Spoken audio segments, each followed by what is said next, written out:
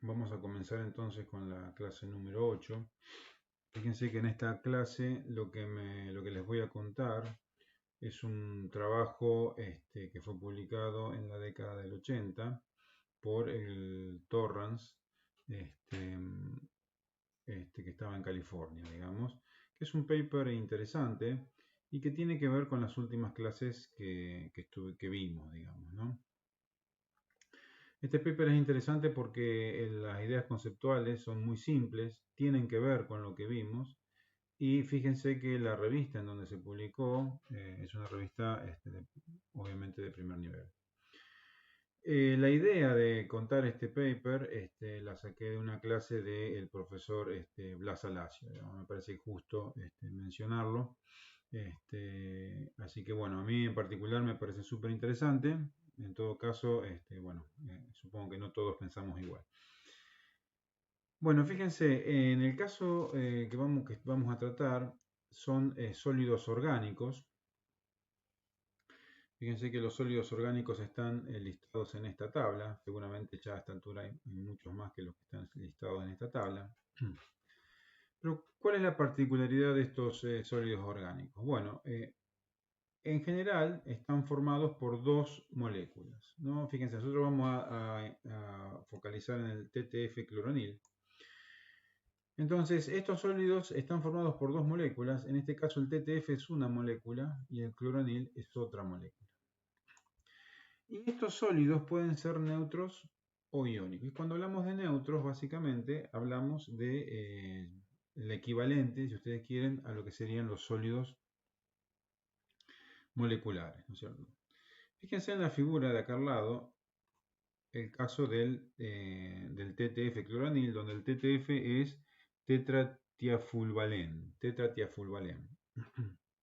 Fíjense que el TTF está formado con azufres, los vértices de los pentágonos que no están indicados son carbones, y en el caso de la molécula del cloranil, los vértices del hexágono son carbones, y la particularidad que tienen estas dos moléculas es que una es capaz de donar electrones, en este caso el TTF, y otra es capaz de aceptar electrones, en este caso el cloranil.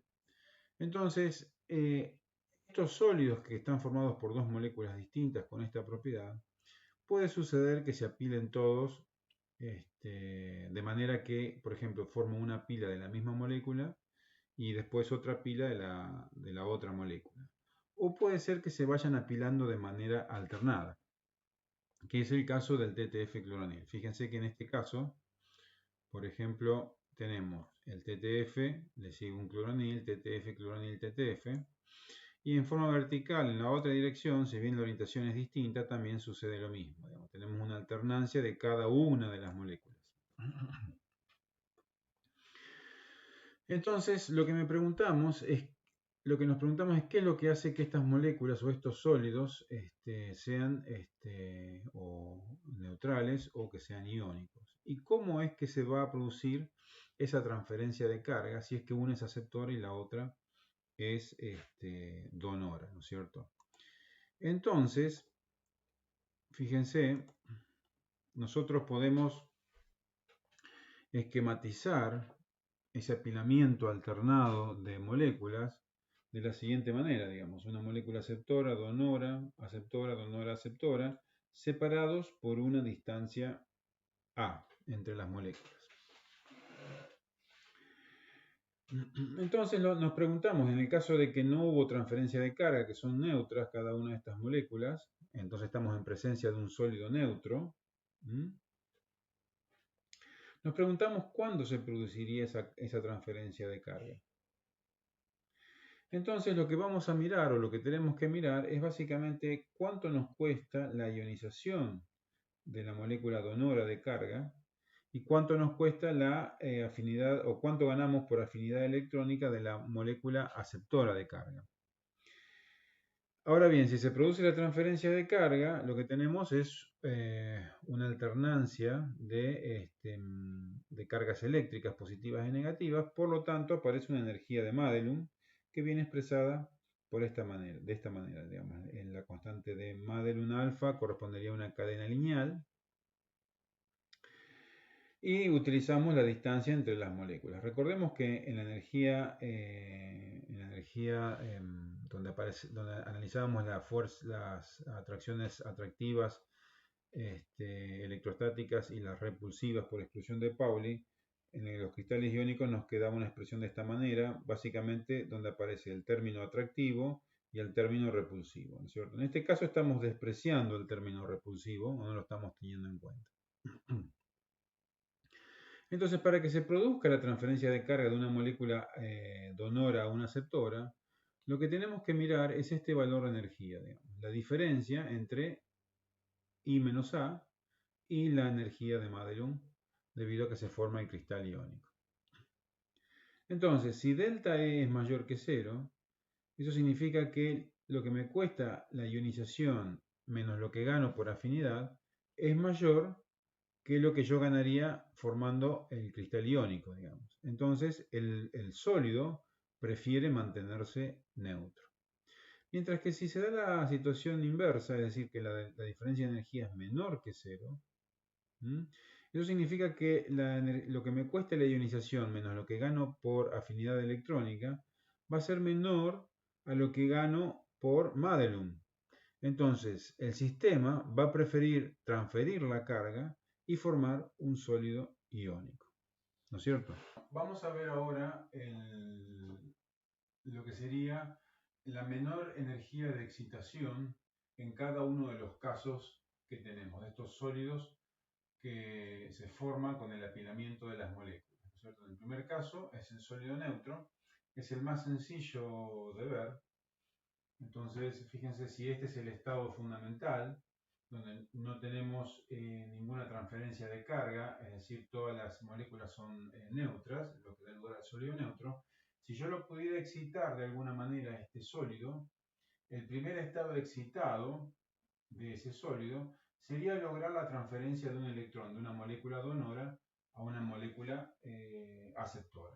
Entonces, el estado excitado de menor energía podemos pensar que quedaría de esta manera, es decir, todas las moléculas neutras, salvo un par en donde se produzca esa transferencia de carga, desde una donora a una aceptora. Entonces, ¿cuál es la energía involucrada en este proceso? Bueno, en primer lugar yo necesito ionizar la molécula donora, o sea que ahí voy a pagar energía. Luego tengo la energía que gano por la afinidad electrónica de la molécula aceptora.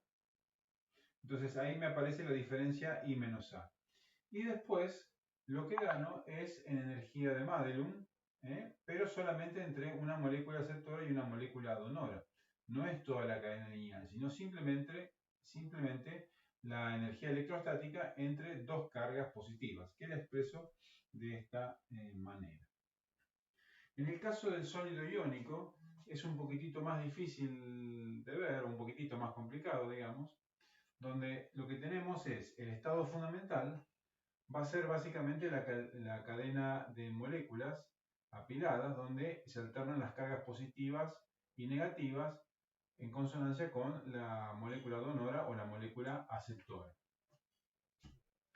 Entonces, el proceso de llegar al estado excitado para este sólido iónico sería lograr que un electrón que está en una molécula aceptora pase a la molécula donora. O sea que el estado excitado estaría en este punto que está aquí.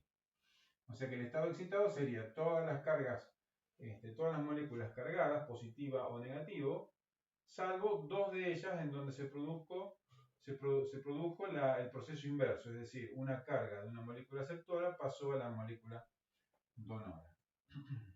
Entonces, ¿cómo es que logramos esa transferencia de carga?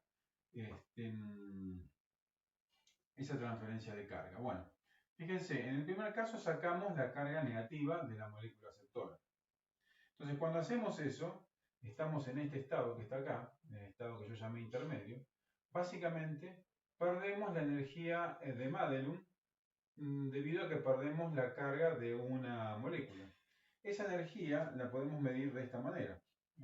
Recuerden que esta es la energía de Madelung pero como tengo n iones, siempre va multiplicado por n. En este caso pierdo la energía de Madelung debido a una molécula, o sea que esto iría multiplicado por 1. Y también pierdo la afinidad electrónica que gané cuando la molécula aceptora tomó la carga eléctrica, el electrón. Por otro lado, lo que hacemos es ese electrón que lo llevé al infinito, lo traigo y lo pongo en la molécula donora. Entonces, cuando hago eso, lo que hago es ganar la energía de ionización que me cuesta sacar el electrón de la molécula donora. Y también lo que hago es perder la energía electrostática, la energía electrostática de Madelung debido a esta molécula ahora. O sea que es igual a la energía electrostática que perdí antes, salvo que tengo que restarle la energía electrostática con su primer vecino, que ya no está más, que es neutro. O sea que lo que hago es perder esta energía de Madelung menos la energía electrostática del primer vecino que me está faltando. Entonces, si yo quisiera excitar ese sólido iónico, lo que tendría que hacer es excitarlo con una energía, que yo llamo Hν de transferencia de carga, donde tengo que pagar la afinidad, tengo que pagar energía de Madelung, y a eso tengo que restarle lo que gano, que es básicamente la energía electrostática entre dos moléculas y la energía de ionización. Ordenamos el balance de energía que planteamos anteriormente para el sólido iónico. Entonces nos queda de la siguiente manera, digamos, la excitación Hν es igual a la diferencia entre la afinidad y la energía de ionización, y después viene un término asociado a la energía de Madelung. Arreglamos levemente esa ecuación y le cambiamos el signo y lo dejamos en función de I menos A. Entonces acá me aparece un signo menos y esa es la ecuación que llamamos 1. Fíjense que en este caso, para el sólido iónico, la excitación Hν depende de I menos A, y aquí volvimos a reescribir la excitación para un sólido neutro que también depende de I menos A. En el caso del sólido neutro, este término va con signo positivo aquí adelante, mientras que en el caso del sólido, de los sólidos iónicos, de estos sólidos orgánicos iónicos, aparece el signo menos. Para ambos casos, si I menos A es igual a alfa e cuadrado sobre A, fíjense que lo que obtenemos es el mismo resultado. O sea, básicamente es igual a alfa menos 1 por E al cuadrado sobre A, tanto para los cristales iónicos como para el cristal neutro, ¿no? Fíjense que aquí, si reemplazamos I menos A por alfa E cuadrado sobre A, me cancela este 2 y me deja un solo alfa por E cuadrado sobre A menos 1. Así que bueno, fíjense que entonces estas dos curvas, básicamente la excitación en función de I menos A, se coinciden o se intersectan en el mismo punto, cuando I menos A es igual a alfa E cuadrado dividido A. Entonces, esas dos curvas que describen la dependencia de Hν en función de I menos A, las tenemos representadas en este gráfico. Fíjense que en este punto indica dónde se cruzan las curvas y corresponden a I menos A igual a alfa E cuadrado sobre A. Acá el A no está muy bien escrito, pero es básicamente un A. Entonces, a la izquierda de este punto tenemos los sólidos orgánicos iónicos, donde la curva de Hν, la excitación versus I menos A, tiene una pendiente negativa igual a menos 1. Mientras que a la derecha tenemos los sólidos neutros, donde la curva Hν en función de I menos A tiene una curva positiva más 1, digamos. Entonces, ¿qué nos dice esto? Bueno, tenemos en principio un modelo teórico súper sencillo, que nos está prediciendo una dependencia entre la excitación del nivel fundamental al primer estado excitado en función de la diferencia entre la energía de ionización y la afinidad de estos cristales. Entonces, ¿qué es lo que tengo que hacer qué experimento tendría que pensar para poder describir o ver si este comportamiento predicho con este modelo tan sencillo tiene asidero? Bueno, básicamente, si yo tengo un compuesto, ese compuesto tendrá la molécula donora tendrá una energía de ionización y la aceptora una afinidad. Entonces ahí tendría un punto, o sea, por cada tipo de sólido, yo tengo un punto, dado que tengo una energía de ionización y una afinidad, y a eso le corresponderá un HNU de excitación. Entonces, para construir estas curvas, lo que tengo que hacer es buscar la mayor cantidad de sólidos posible y medir la energía de excitación y empezar a ver para cada sólido qué valores tienen y cuál es la relación y ver si esta predicción se reproduce experimentalmente, digamos. O sea que ese sería el objetivo o a lo que sigue a continuación. Los valores de energía de excitación para los distintos sólidos se obtienen a partir de medidas de absorción en función de la energía de los fotones que hacemos incidir sobre los sólidos, ¿no? Eso, que es lo que se ve básicamente en esta figura, un espectro de absorción en función de la energía de los fotones.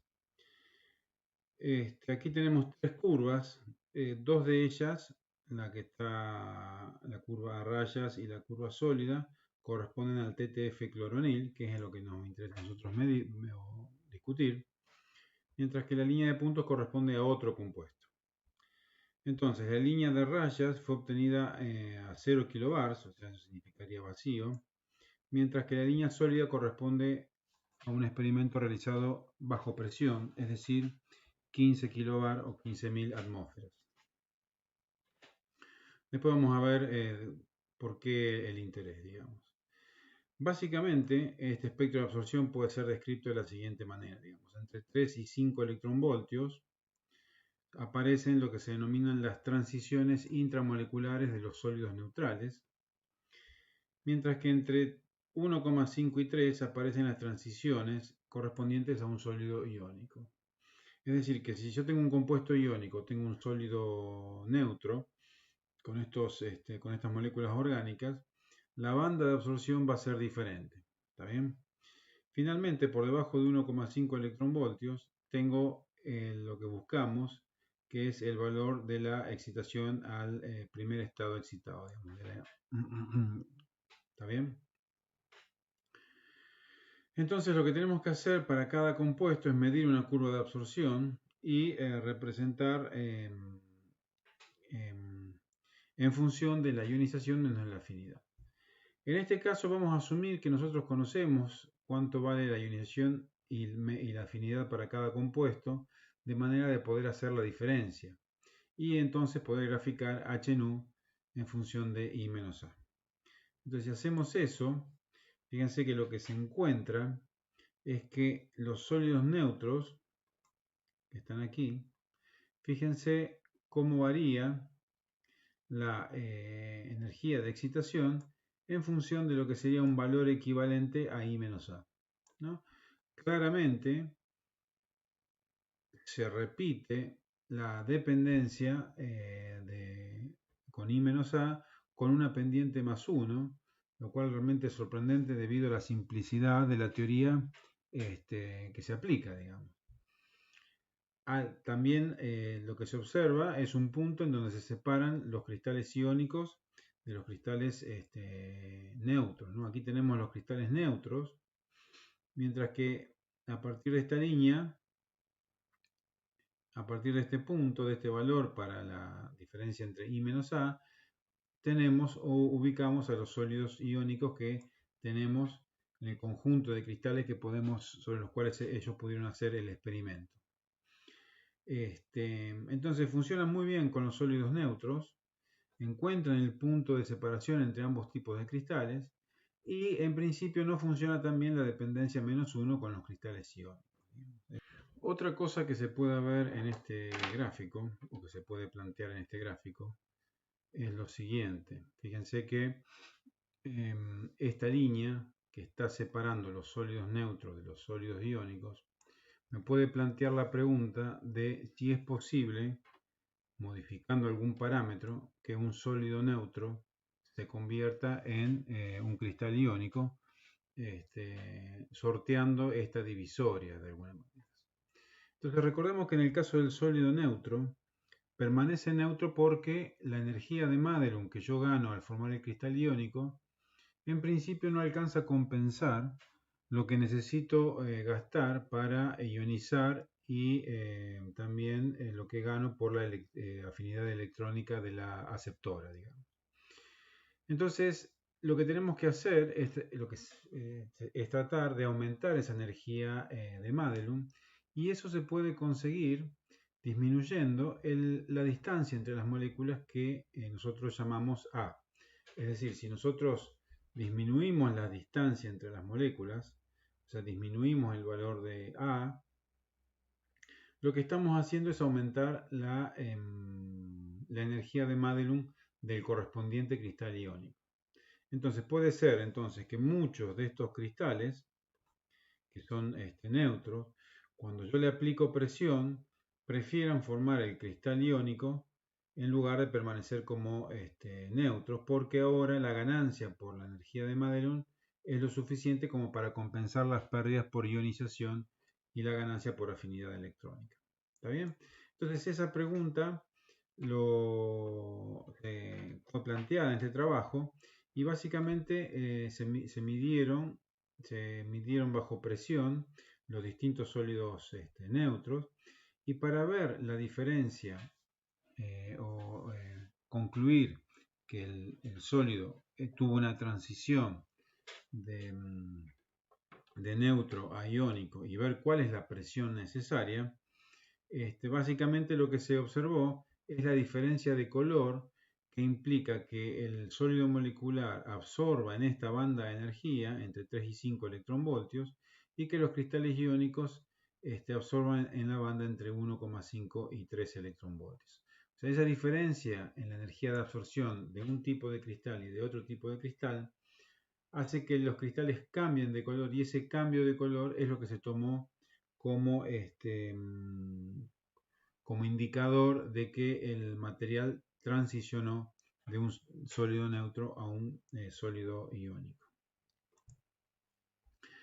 Entonces, ya para finalizar, estos son los resultados. Fíjense que estos son los distintos compuestos orgánicos. Fíjense que están las letras que aparecieron originalmente en la tabla: F, I, G, H, L, K, J, N, Q, son los distintos sólidos. Aquí tenemos que la energía, cómo varía la energía para el primer estado excitado, y aquí se ve los distintos valores de presión para cada uno de los sólidos, digamos, ¿no? Entonces, lo importante de esto es que la predicción de esa divisoria entre sólidos neutros y cristales iónicos, y la pregunta de si no podíamos pasar de un lado al otro mediante, en este caso, la aplicación de una presión en el cristal, se obtuvo y se obtuvieron valores, y a medida que el valor de la energía de H nu CT aumenta, significa que aumentaba también la energía de la ionización menos la afinidad. Es decir, que necesito más presión para lograr la transición de fase. Así que bueno, esta es un poco la historia con este paper. Esto tiene que ver con la transición de fase de sólidos neutros a cristales iónicos. No es algo muy común, no sé si no es el único caso en donde aunque no estoy seguro, probablemente en los 80 fue el único caso en donde se observa una transición de fase de este tipo como consecuencia de la transferencia de carga dentro de un sólido, y pasar de un sólido neutro o similar a lo que llamamos molecular a un cristal iónico. Así que bueno, espero que les haya interesado. Con esto terminamos lo referente a cristales moleculares y cristales iónicos, y vamos a comenzar con cristales covalentes, y para eso vamos a comenzar a continuación con un repaso de algunas propiedades que vamos a usar en el caso de los sólidos covalentes. A continuación, entonces vamos a comenzar a hablar sobre los sólidos covalentes, que fue uno de los tipos de sólidos que mencionamos cuando hicimos la introducción en el caso del tema de energía de cohesión. Como ustedes saben, los sólidos covalentes tienen una energía de cohesión muy elevada, lo que hace que la temperatura de fusión sea muy elevada. Y en particular, los enlaces en un sólido covalente principalmente se forman debido a que cada átomo que está formando ese enlace está cediendo un electrón, y lo que provoca es que en la dirección entre los dos átomos que están cediendo electrones aumenta la densidad electrónica. ¿Está bien? En ese caso, lo que sucede es que, por ejemplo, cada electrón tendrá un spin diferente para no ocupar el mismo espacio con el mismo spin. Entonces, de esta manera, lo que sucede es que, vamos a ver, al ceder el electrón, cada átomo, de pronto ese átomo ya no pertenece más a un átomo en particular y existe una especie de deslocalización que hace que la energía disminuya. Esto vamos a volver sobre este tema en pocos minutos, digamos. Entonces, como les comentaba, los elementos covalentes por excelencia son aquellos que forman o que están dentro de la columna del carbono, ¿no es cierto? Si miramos los niveles de energía para un determinado átomo, fíjense, aquí dibujamos, por ejemplo, el nivel S, luego de la primera capa, el nivel S de la segunda capa, y así siguiendo, ¿no? Nivel P, nivel S, P, D y S y P de la capa número 4. Entonces, cuando vamos a mirar los elementos de la columna de carbono, cómo estos elementos llenan esos niveles de energía, vemos, por ejemplo, que el carbono tiene 6 electrones. Entonces estamos llenando con 2 electrones el nivel 1s, otros 2 electrones ocupan el nivel 2s y finalmente 2 electrones ocuparían los niveles P. Entonces fíjense que aquí el detalle es que tengo 6 niveles de energía disponible y tengo solamente 2 electrones que están ocupando esos 6 niveles, digamos. O sea que tengo niveles P que quedan vacíos, digamos. En este caso, para el carbón, quedan los niveles P de la segunda capa. Es decir que el carbón la última capa del carbón es una capa incompleta. Entonces esta es una diferencia importante respecto de lo que veíamos en el caso del sólido molecular o del cristal iónico, que en un caso mantenía su capa completa y en otro caso, como consecuencia de la transferencia de carga, completaban esa capa, digamos, ¿no es cierto? En este caso las capas quedan incompletas. Y lo mismo sucede con el silicio que tiene 14 electrones. Entonces, en este caso llenamos el nivel P de la segunda capa, comenzamos a llenar la tercera capa, entonces llenamos la 3s y nuevamente me quedan 2 electrones para los 6 niveles de energía de los niveles 3p. Es decir, que la capa 3 queda nuevamente incompleta. Si ustedes quieren, tenemos 4 electrones para completar 8 niveles de energía en la capa número 3. Es decir, estamos considerando también los niveles S. Y finalmente ocurre exactamente lo mismo con el germanio, nada más que en este caso en la capa 4 vemos que nos quedan para completar solamente 2 electrones en la capa 4p, o sea que nuevamente quedan estados sin ocupar. Es decir que estos estados, estos átomos o estos elementos Básicamente la característica que tienen es que la última capa se encuentra incompleta. Entonces, ¿cómo podemos ver cualitativamente que, que de alguna manera los átomos forman este tipo de enlace y bajan la energía? Bueno, fíjense, supongan que tenemos un conjunto de átomos de carbono que no interactúan entre sí, entonces están alejados. Supongan que tienen la disposición que tendrían en un diamante, pero todavía no están interactuando, o sea que no existe ningún enlace covalente. Imaginen que los comenzamos a acercar manteniendo el ordenamiento. Bueno, esto intenta hacer un tetraedro, con un átomo de carbono en el centro. Aquí tengo un lado del tetraedro y aquí tengo otro lado del tetraedro, o sea que uniendo estos átomos formaría un tetraedro y aquí tendría un carbono en el centro. Bueno, no importa, básicamente lo que sucede es que los átomos comienzan a acercarse y como habíamos discutido anteriormente, en el caso de los cristales covalentes, o en el caso, en el caso de los cristales moleculares o del sólido iónico, las nubes electrónicas comienzan a superponerse. Ahora bien, ¿cuál es la diferencia en este caso respecto de los anteriores? Bueno, volvemos al tema de que son capas incompletas. Entonces, cuando las nubes electrónicas comienzan a superponerse, los electrones de un átomo ven que el átomo de al lado tiene niveles de energía de valores similares que están desocupados. Entonces, es posible ocupar esos niveles de energía. Entonces, ¿qué sucede? El sistema lo que hace es bajar la energía formando niveles de energía en donde el electrón está deslocalizado entre esos dos átomos que forman el enlace. ¿Está bien? Es decir, como consecuencia de que tengo niveles desocupados, los electrones de las últimas capas de un átomo ven niveles de energía en el átomo de al lado de valores similares que tranquilamente pueden ocupar sin ningún problema. Entonces mi sistema baja la energía deslocalizando el electrón.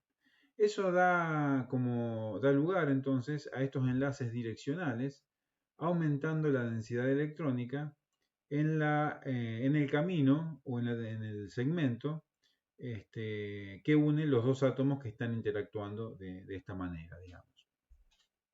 La teoría de los sólidos covalentes, en principio, es muy similar a la de una molécula covalente. Entonces, lo que vamos a hacer es vamos a repasar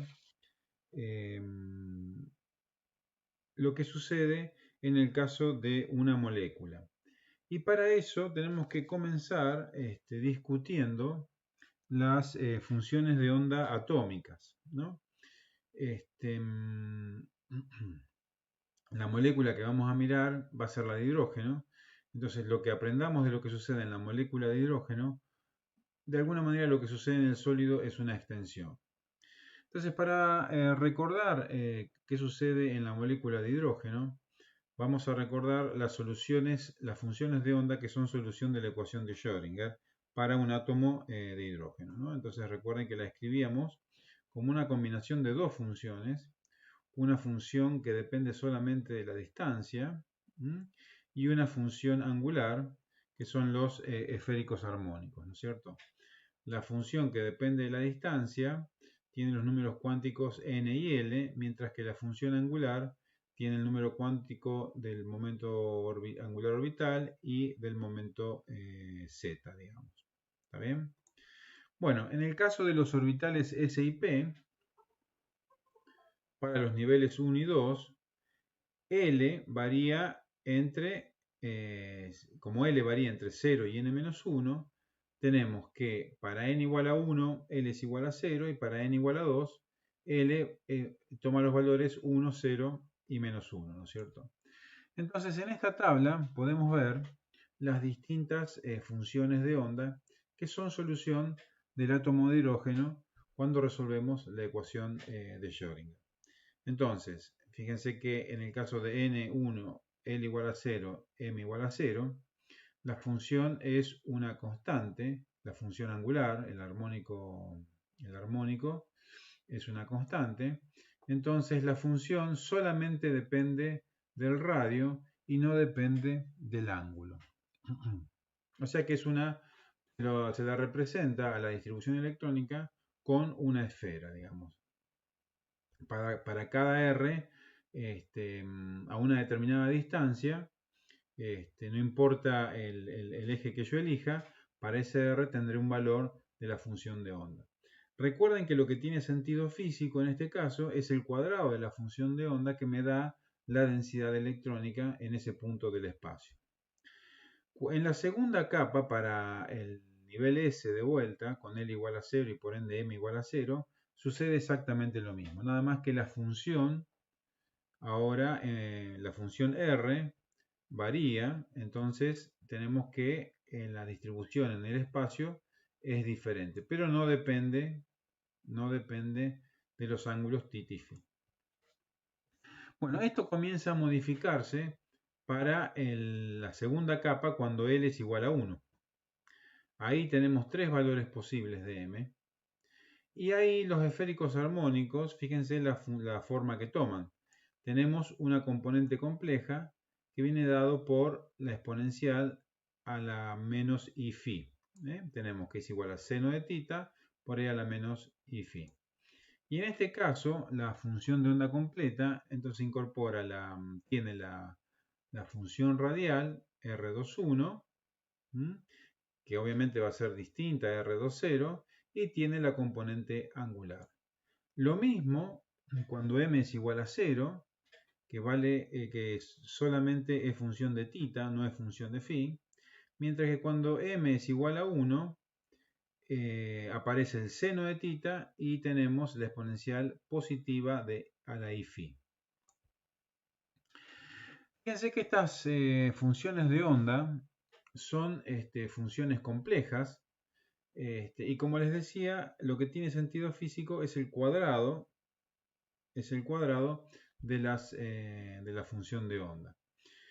Entonces, en física del sólido lo que se hace es utilizar otra base de funciones que se obtiene como combinación lineal de esta función. Entonces, esto es para los niveles P, que son básicamente los niveles que están desocupados en el caso del carbón, del silicio y del germanio. Por eso estamos apuntando a los niveles P.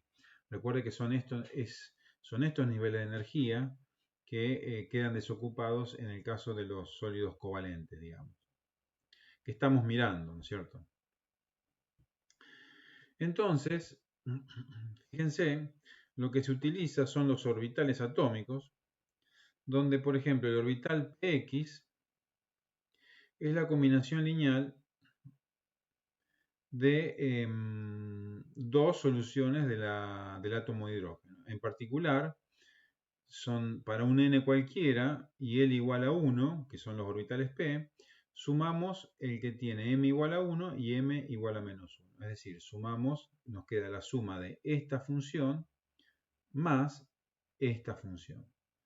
Cuando hacemos eso, fíjense que el término, la constante es la misma, tenemos el seno de θ, pero cuando sumamos estas exponenciales, en realidad lo que tenemos es el coseno de φ. Entonces, si multiplicamos por r y dividimos por r, nos queda que el orbital que llamamos px es una función que depende de r y que depende de la variable x. Entonces vamos a ver eso, bueno, ustedes ya lo saben, digamos, pero vamos a repasar eso qué significa. Bueno, de la misma manera para el orbital p sub i, tenemos que es la combinación lineal de la función de onda con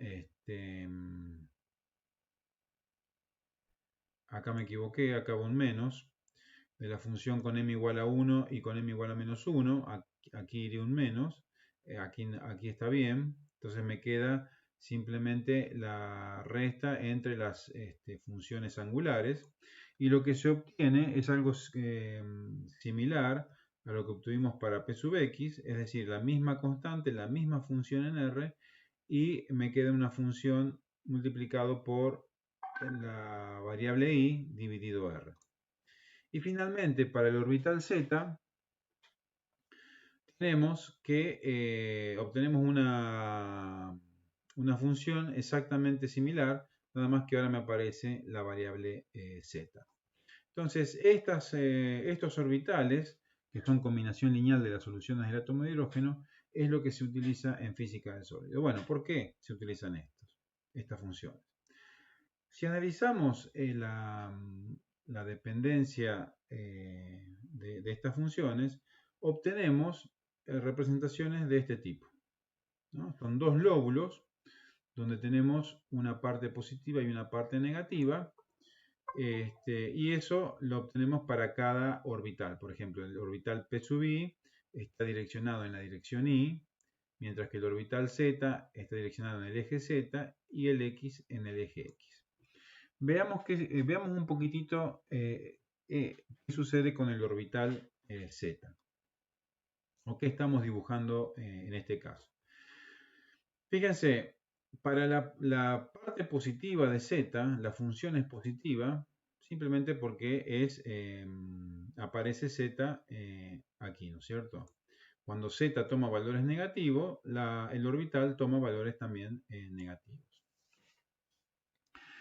Para entender esta forma del orbital, lo que hacemos es tomar cualquier distancia r, cualquier eje que pasa por el origen, cualquier eje en cualquier dirección del ángulo sólido 4π que pase por el origen. Tomamos una distancia r constante para todos esos ejes y vamos mirando en cada eje a una distancia r cuál es el valor de z. Entonces, por ejemplo, para los ejes que están en el plano XY, z va a ser igual a 0. Entonces, el orbital PZ va a tener el valor 0. Mientras que para el eje que está paralelo al eje Z, el valor de Z va a ser, para ese mismo R, el valor de Z va a ser máximo. Por eso tenemos el máximo de esta figura que tiene una forma de un lóbulo, ¿no es cierto? Entonces después en cualquier eje que tomemos, el punto de la función tiene el valor de z, el valor de z para ese R.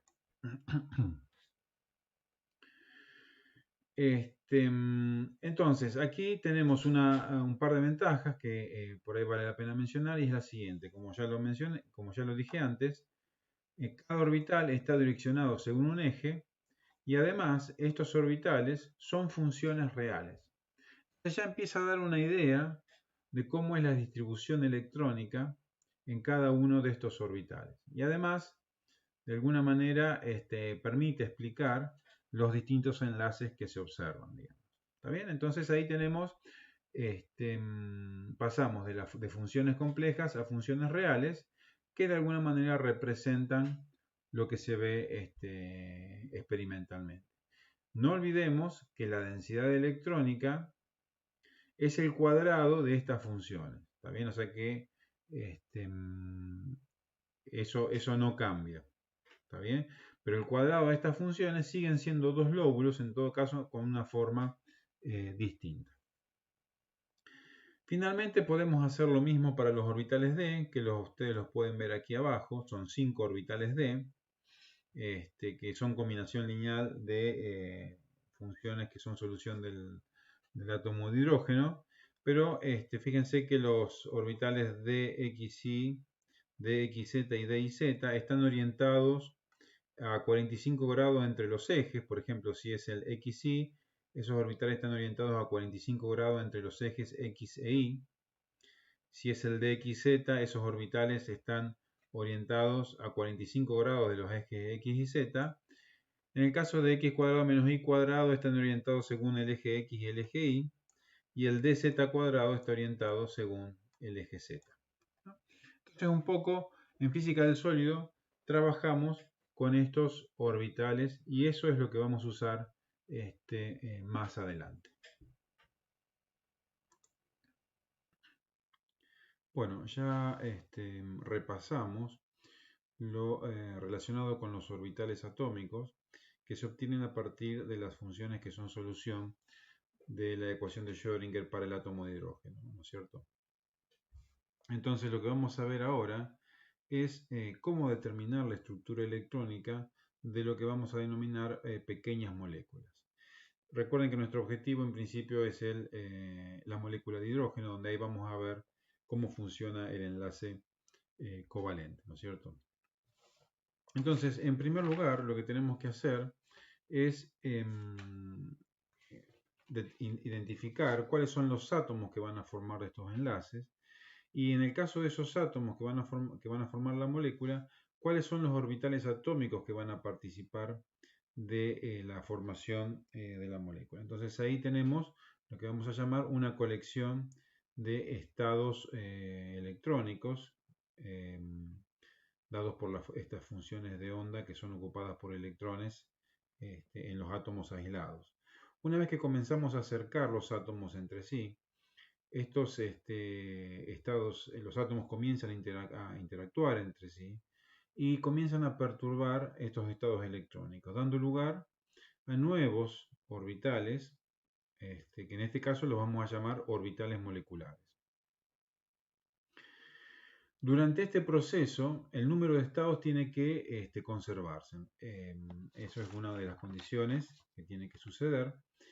Y la otra condición es para que se forme el sólido, los electrones que yo tengo disponibles en los orbitales atómicos de los átomos aislados y que van a formar parte del enlace, al ocupar los estados o los orbitales moleculares, la energía de estos orbitales que van a ser ocupados tiene que ser menor que la de los estados en los átomos aislados.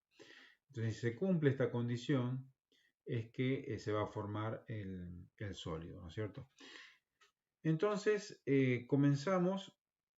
necesitamos describir de alguna manera estos nuevos orbitales moleculares que se forman al acercar los átomos entre sí y tener lugar el proceso de interacción. Entonces, para eso lo que vamos a hacer es utilizar lo que se llama el método LCAO o Linear Combination Atomic Orbitals. Básicamente,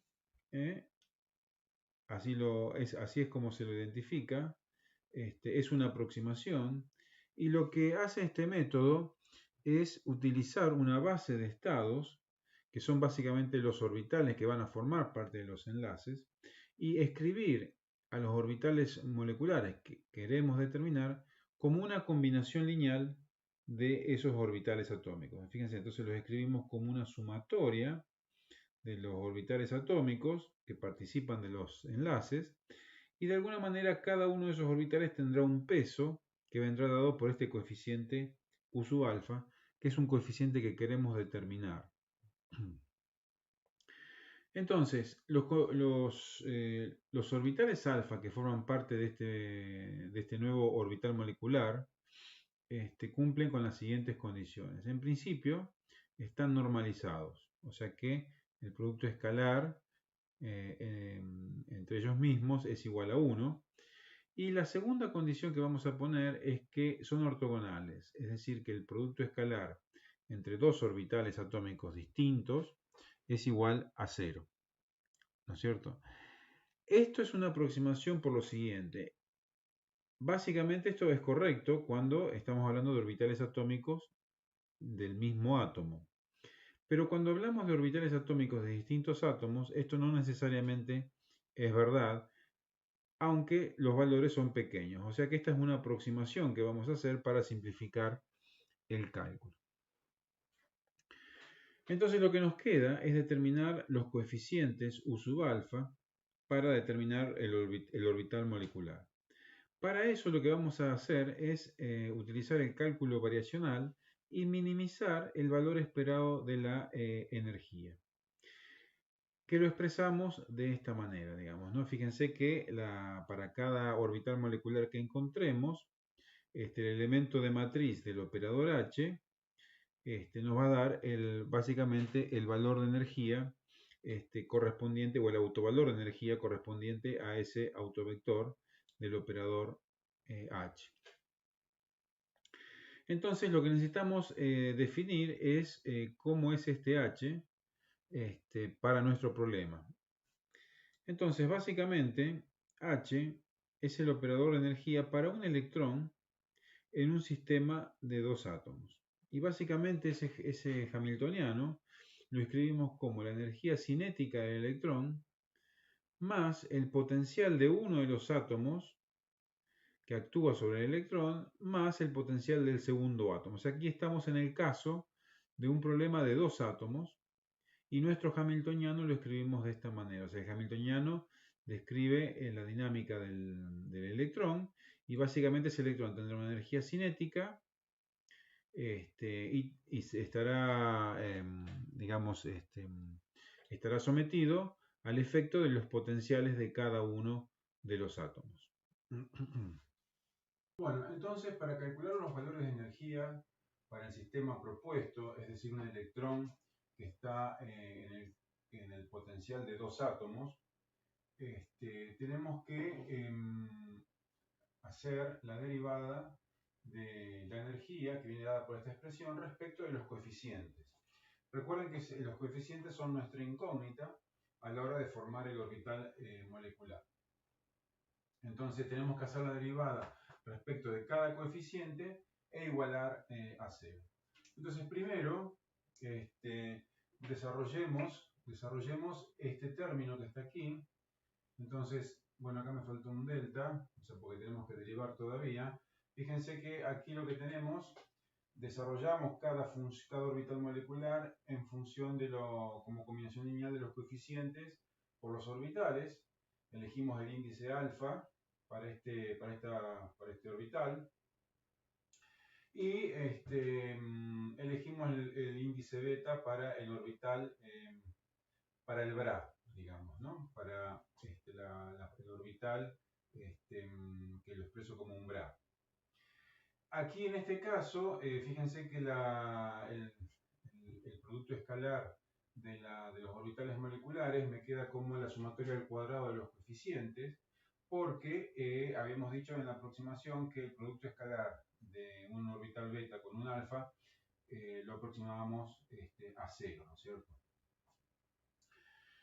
Entonces ahora sí lo que tenemos que hacer es derivar esta expresión respecto de los coeficientes. Vamos a elegir, por ejemplo, voy a elegir el U beta conjugado. Esto es,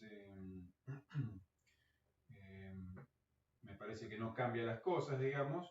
Y cuando derivamos, fíjense que lo que hacemos es, tenemos que derivar este cociente. Entonces derivamos el numerador y me queda la sumatoria sobre alfa de U sub alfa por este término, por estos elementos de matriz, multiplicado por el denominador al cuadrado, ¿no es cierto?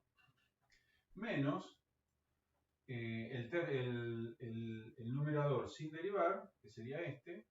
Aquí le cambiamos el índice, ponemos beta prima, para el orbital molecular que está como un BRA, y derivamos el denominador respecto de U sub alfa. O sea, aquí habrá, respecto de U sub beta. Algún alfa corresponderá a beta, entonces, como derivamos respecto del conjugado, me queda, ahí en ese término tendremos U sub beta conjugado por U sub beta, entonces me va a quedar solamente U sub beta.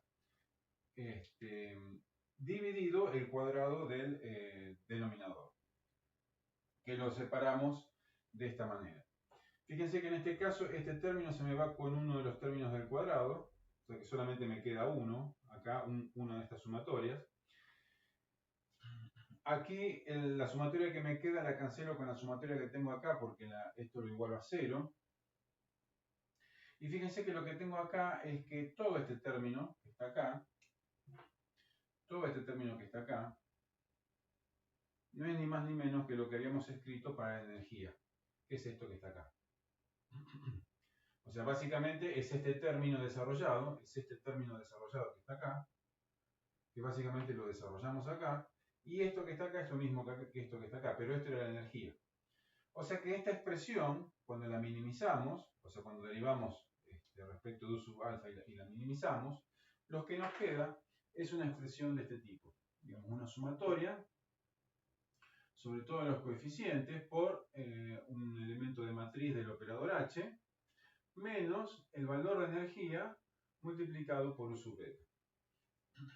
Ahora, eso nosotros lo hicimos para un U sub beta. Si lo hacemos para todos los U sub beta, lo que vamos a encontrar es un conjunto de ecuaciones que nos da un conjunto de ecuaciones, nos queda un sistema de ecuaciones que nos queda expresado de esta manera. Fíjense que acá tengo los elementos de matriz del operador H en la base de los orbitales atómicos, ¿no es cierto? Aquí tenemos el orbital molecular, aquí tenemos la energía que estamos buscando, o los autovalores de energía, y aquí de vuelta nos aparece el orbital molecular. Entonces, en definitiva, esta expresión que está acá, no es ni más ni menos que básicamente la matriz del operador o la representación del operador en la base de orbitales moleculares, actuando sobre el orbital molecular, me tiene que dar la energía, que es básicamente el autovalor de H, por el orbital molecular. Entonces aquí tenemos claramente un problema de autovectores y autovalores que tenemos que resolver. Fíjense que si nosotros resolvemos y buscamos los autovalores de H en esta base de orbitales moleculares, estos son los autovectores y estos son los autovalores que corresponden a cada autovector. Y vamos a tener tantos autovalores y autovectores, como orbitales atómicos nosotros elegimos para formar esos orbitales moleculares. Bueno, entonces nosotros sabemos que básicamente tenemos que resolver, o sea que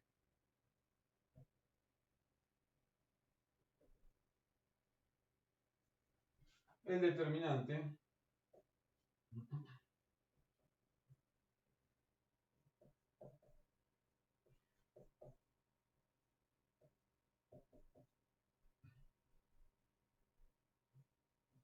entonces, en definitiva, tenemos que resolver el determinante de la matriz H, o sea, el determinante de la matriz H, encontrar los autovalores y ahí poder encontrar los autovectores. Entonces ahí vamos a diagonalizar, vamos a poder diagonalizar el hamiltoniano y resolver nuestro problema. ¿Está bien? Entonces, eso es lo que vamos a hacer la clase que viene para una molécula de hidrógeno.